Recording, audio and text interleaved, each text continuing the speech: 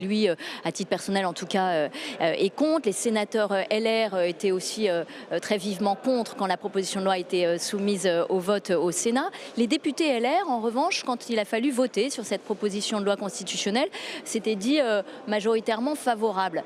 Est-ce qu'il y a une dissension finalement entre le Sénat et l'Assemblée sur cette question? Est-ce que les députés LR sont plus allants finalement que les sénateurs?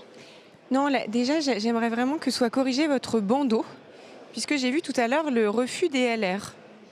Alors, vous l'avez dit vous-même, c'est une position personnelle de Gérard Larcher. Chez les Républicains, nous respectons un principe fondamental, c'est la liberté de conscience et la liberté de vote, pas de mandat impératif. Donc je souhaiterais vraiment que ce bandeau soit modifié. Voilà, il est modifié vers un blocage au Sénat. Voilà, merci beaucoup, c'est très important. Donc ce que vous nous dites, c'est que finalement les députés, eux, sont d'accord à inscrire ce droit dans la Constitution. Déjà, il n'y a pas de question d'opposition à l'IVG des Républicains. C'est très important. La loi Veil, Simone Veil, c'est un gouvernement de droite et beaucoup de droits des femmes ont été votés sous la droite. Elle était centriste, Simone Veil, mais avec l'appui de la droite, effectivement. Ok, c'est quand même sous un gouvernement de droite que le droit à l'IVG a été voté, donc c'est important de le rappeler. La question qui se pose, c'est pas pour ou contre l'IVG. Donc on ne rentrera pas dans ce débat-là. La question qui se pose, c'est est-ce qu'il est nécessaire d'inscrire l'IVG dans la Constitution? Alors, comme l'a dit mon collègue, on peut estimer que c'est nécessaire eu égard aux diverses attaques que subit l'IVG dans le monde.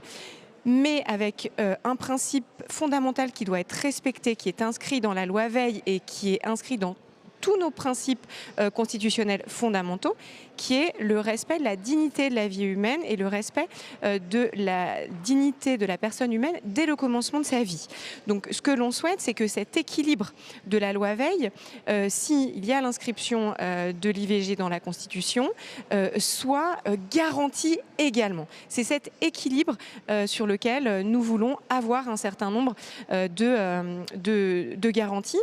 Et encore une fois, je le dis, mais en France, alors voilà, moi je ne sais pas, le Conseil constitutionnel a eu à se positionner sur des positions qui étendaient le champ de l'IVG. Il n'a jamais eu à se positionner sur un retrait, une restriction de l'IVG. Donc on ne peut pas présupposer de l'avenir, mais quand même, ce principe de la liberté d'IVG est un principe à valeur constitutionnelle, après 4 décisions du Conseil constitutionnel, de même que le respect de la dignité de la vie humaine contre toute forme d'asservissement et de dégradation, qui est également un principe à valeur constitutionnelle qui protège la dignité de l'enfant à naître. C'est cet équilibre-là que nous voulons absolument maintenir, en tout cas avoir les garanties du législateur constituant dans le débat sur cette équilibre. Alors ça va dépendre évidemment de la rédaction qui va être faite et sur laquelle vous essayez de tomber d'accord. On va voir